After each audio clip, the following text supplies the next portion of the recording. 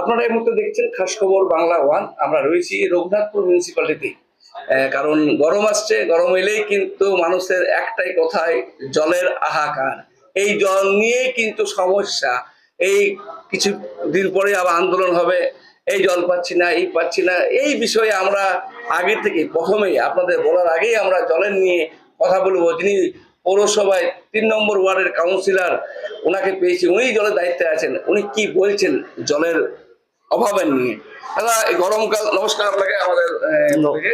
নমস্কার, আমি শ্রী আনন্দ বাউরি, রঘুনাথপুর পৌরসভায় জল ডিপার্টমেন্টের সিআইসি। আমি চাই আমাদের রঘুনাথপুরের মানুষ প্রচণ্ড কষ্টে থাকে, জলের সমস্যা আমাদের আছে। জলের সমস্যা সমাধান করার জন্য আমরা রঘুনাথপুর পৌরসভার থেকে 13×26টা আমরা সোলার ট্যাঙ্ক তৈরি করেছি, যাতে মানুষ কিছু হলে একটু জল পায়।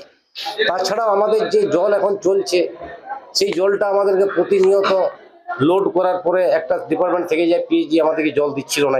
অনেক কষ্ট করে এই জলটাকে কিছুটা আমরা নিয়ন্ত্রণে আনতে পেরেছি। তবে আগামী দিনে আমাদের মুখ্যমন্ত্রীর অনুপ্রেরণায় আমরুত চলছে, কাজ চলছে, প্রায় কাজ অনেকটা সাকসেসফুল। 2026 জানুয়ারি ফেব্রুয়ারি মাসে আমরা আমরুত জল রঘুনাথপুরবাসীকে আমরা দিতে পারবো। ওই জলটা এলে সুবিধা কি হবে? এখন যেমন আমরা এক টাইম 1 ঘন্টা 1.5 ঘন্টার জন্য পাই, তারা মাঝে মাঝে আবার ব্রেকিং হয়ে যায়, বন্ধ হয়ে যায়। তো ওই জলটা এলে কিরকম সুবিধা হবে? ওই জলটা এলে আমাদের রঘুনাথপুরের বাসী পুরো 2 টাইম জল পাবে, সকাল সন্ধ্যা দুপুর। 2 MLT জল মানে বিশাল জল রঘুনাথপুরে। এই 2 MLTর উপরেও আমরা জল আরো পাবো এই জল থেকে, জল পরিশুদ্ধ জল থেকে।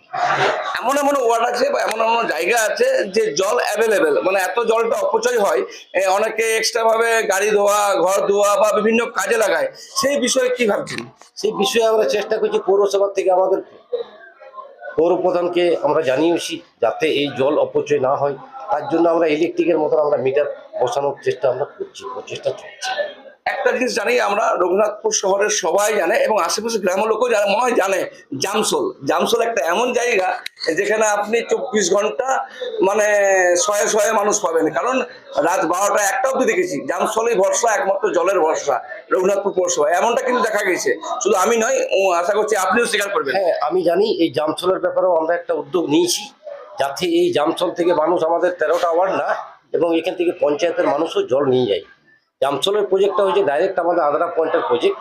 এই প্রজেক্টটাকে আমরা ভালো করার চেষ্টা করছি, যাতে মানুষ ওই জলটা নিতে যারা কেউ না দাঁড়ায়। সেই জন্য আমরা পয়েন্ট, চাতাল, মার্বেল, টেলিকম, আমরা সমস্ত কিছু পরিষেবা কাজ চলছে। আপনারা দেখবেন জামসলের প্রতি একটা কাজ চলছে, এটা মানুষের দাবি ছিল, সেই দাবিটা আমরা পূরণ করতে পেরেছি। এখন তো গরমকাল আসছে, অনেক জায়গায় নলকূপ খারাপ রয়েছে, সেগুলো আপনারা কি ভিজিট করছেন? নলকূপ ডিপার্টমেন্টে আমি আজকে স্ট্রিক অর্ডার দিয়েছি, ওনারা 2টো টিম করবে। আমাদের একটা টিম নিয়ে চলছে এখন, টিম করে, যাতে আমরা 2টো টিম করতে পারি। 2টো টিম করতে হলে আমরা প্রত্যেকটা ওয়ার্ডে এখন 4টা করে 3, 4, 12টা কল আমরা ডেলি নলকূপ মেরামত করতে পারবো, এই আশা আমরা রেখেছি। একটা বিষয় বলবো, অনেক সময় হঠাৎ করে দেখেছি যে জল আপনারা হঠাৎ করে 1 দিন 2 দিন বন্ধ হয়ে যায় বিভিন্ন কারণবশত।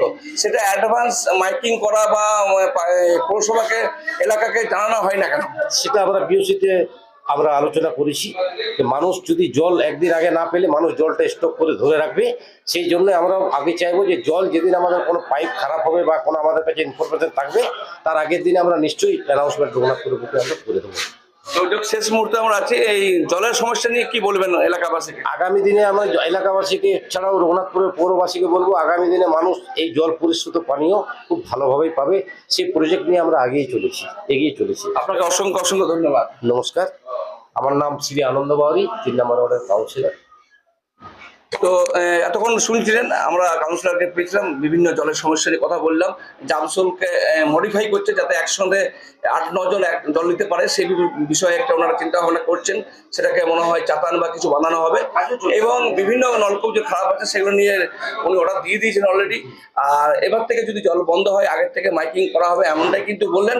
বাকি জলের সমস্যা থাকলে অবশ্যই আপনারা 3 নম্বর ওয়ার্ডের কাউন্সিলরের সঙ্গে কথা বলুন, সমাধান করার চেষ্টা করুন।